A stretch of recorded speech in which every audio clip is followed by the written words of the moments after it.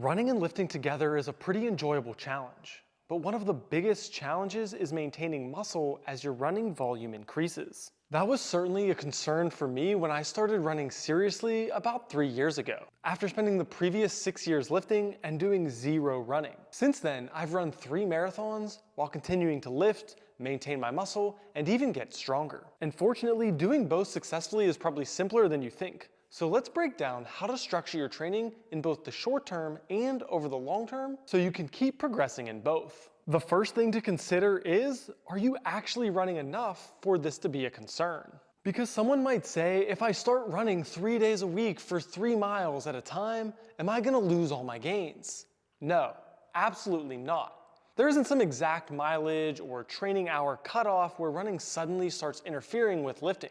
But as a general guideline, if your total training is somewhere around 6 hours per week or less, and you're still getting at least 2 hard lifting sessions in, I wouldn't worry. Maybe you have about an hour a day to train Monday through Saturday. You lift hard 2 or 3 days, you run 3 or 4 days. Your total mileage is under 25 miles per week. As long as you're still lifting hard, eating enough food to maintain your body weight, getting enough protein, and recovering reasonably well, you're gonna be completely fine, and likely keep improving at both. So if you're lifting 3 days and running 3 days, lifting 2 and running 4, or doing some other relatively normal combination of strength and aerobic training, don't overcomplicate this. Train hard, eat enough, recover. Things start becoming more interesting though when you push towards the extremes. If you're trying to run 40, 50, or 60 miles per week while maintaining a significant amount of muscle mass and strength, we have to start becoming more intentional about how we structure the training. Something I wish more people understood about fitness in general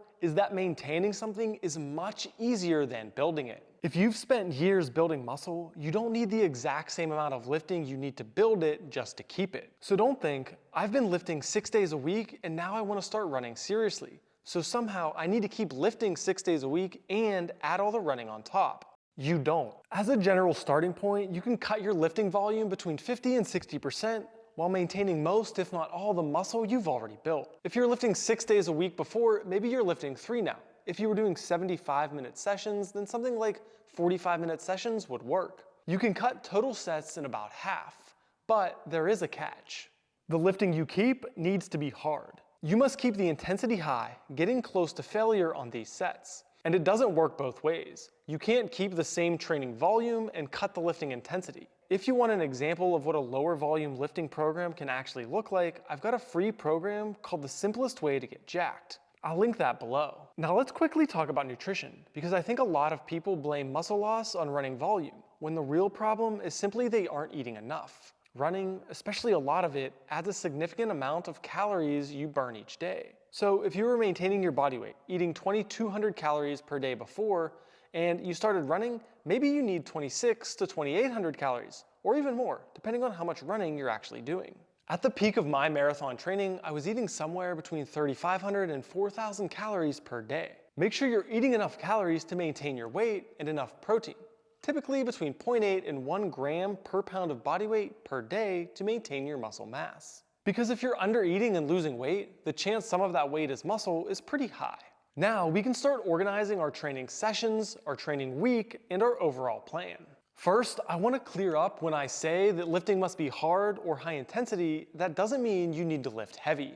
Intensity here means taking sets close to failure, doing a weight and rep range that makes that lift and set hard, whether it's a set of 3 in a deadlift or a set of 20 in the leg curl. A good rule of thumb is each set needs to be 2 reps in reserve or less, and I prefer closer to 0 or 1 rep in reserve when cutting volume this much. Just don't go to actual failure very often, especially on major compound lifts, because that extra fatigue doesn't bode well for someone trying to both lift and run intensely. This also means at least 1 session per week should happen before you run, so you're fresh enough to hit the lift hard. Or at the minimum, the workout should be far enough apart so they don't get in each other's way, like 1 session in the morning and 1 in the evening. Which is especially important for lower body lifting because running creates much more fatigues in those muscles compared to your upper body. It might suck sometimes to have to run on sore legs, but that's the price you pay for wanting to keep big legs. That leads into how I like organizing the whole training week. One of the biggest mistakes people make when they're trying to lift and run seriously at the same time is making every day medium hard. You might do a hard running workout Monday, Then Tuesday you lift and add an easy run. Wednesday is a lift and moderate run. Thursday is a hard run. And suddenly you're training 6 or 7 days per week, and every day is almost like a medium to hard training day. Nothing individually looks crazy, but you're never actually recovering. I've done this before, and I think there's a much better way. Instead, consolidate some of the harder stressors together. Make your hard days hard and your easy days actually easy. For my last marathon, Monday and Thursday were usually easy running days. Something like 5 miles at a very comfortable pace. Sunday was completely off. Then I would pair my lifting and harder running together on the same days. Tuesday and Friday included lower body lifting along with one of my harder running sessions. Wednesday would be upper body lifting with a somewhat longer run, and Saturday would be upper body with my longest run of the week. The exact schedule isn't that important, because yours is going to depend on your goals, level, and time constraints. The principle is what matters. This is often called a high-low approach or consolidating the stressors. Instead of spreading moderate stress across every day of the week, you put hard days to be hard and the easy days to actually be easy or off. That gives you an actual stimulus to improve, followed by an actual opportunity to recover. If you train a lot and constantly feel beat up, look at your week. You might not need less training, you might just need to structure it more intelligently.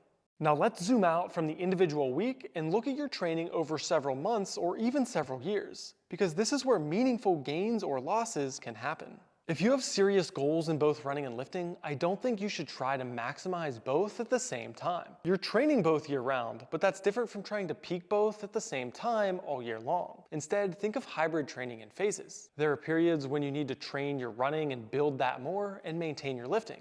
Then there are other periods where you're trying to build up your lifting, muscle mass, strength, and you're just trying to maintain your running. My basic schedule is this, usually running a marathon in early May. From roughly June till November, I'm lifting pretty hard and cutting the running back to 20 to 25 miles, from more like 45 to 55 when training for the race. Then from December to May, I'm increasing the running volume, decreasing the lifting, and focusing on preparing for that specific race. This is a much better approach when you have big goals over multiple year periods. And there are 2 big reasons for this. 1, it's safer.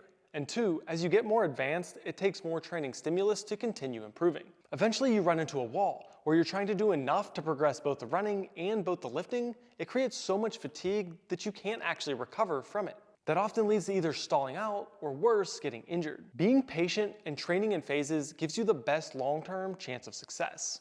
And this is where the levels of your training goal actually matters. For example, one of my goals has been to bench press 400 pounds and run a sub 3-hour marathon in the same week. Those are big goals individually, but together, as far as I can see, have never been done before. That requires a lot of training, food, sleep, planning, and time. How you organize the week and year start to matter. But compare that to somebody whose goal is, I want to be healthy, lean, reasonably strong, and able to run a decent 5K. Maybe you lift 3 days per week and run 3 days per week. You don't need to spend hours trying to create the perfect hybrid training plan. Lift, run, eat well, and get enough sleep. You'll still make progress in both. The specifics matter as you push toward the extremes, and that's true with almost any training goal. The closer you get to your own limits, the more careful you need to become about how you structure the training. So let's finish with some very practical guidelines. Keep lifting somewhere between 2 and 4 times per week, depending on how much you were doing before. Cut volume roughly in half, but keep the intensity high. Make sure you're eating enough calories to maintain your body weight, and keep your protein to between 0.8 and 1 gram per pound of body weight. Consolidate weekly stressors, and keep at least 1 lifting session in a fresh state, and build running volume gradually. Hybrid training is a long-term game. Give your body time to adapt. And if you have serious goals in both lifting and running, think in phases rather than trying to accomplish everything right now. I'm going to be making some more videos specifically about hybrid training, how to structure your week, how to combine running and lifting, and some of the other things that I've learned along the way. If you have a specific question about the running and lifting at the same time, please leave it in the comments. Keep training hard, and I'll see you in the next video.